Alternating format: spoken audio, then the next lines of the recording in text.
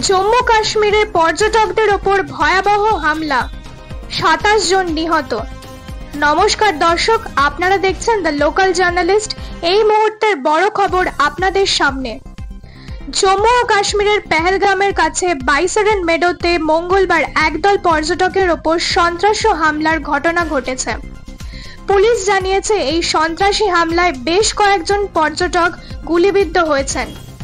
3টি নিরাপত্তা সূত্রের বরাতে জানা গেছে এই ঘটনা অন্তত 25 জনের প্রাণহানির আশঙ্কা করা হচ্ছে, যা গত কয়েক বছরের মধ্যে এই অঞ্চলে বেসামরিক নাগরিকদের ওপর সবচেয়ে গুরুতর হামলার ঘটনা।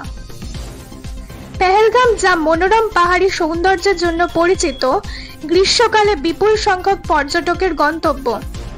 সাম্প্রতিক বছরগুলিতে সন্ত্রাসী সহিংসতা হ্রাস পাওয়ার এখানে পর্যটন শিল্প পুনর্জীবিত হয়েছে। তবে এই ঘটনা অঞ্চলের নিরাপত্তা পরিস্থিতি নিয়ে নতুন করে উদ্বেগ সৃষ্টি করছে।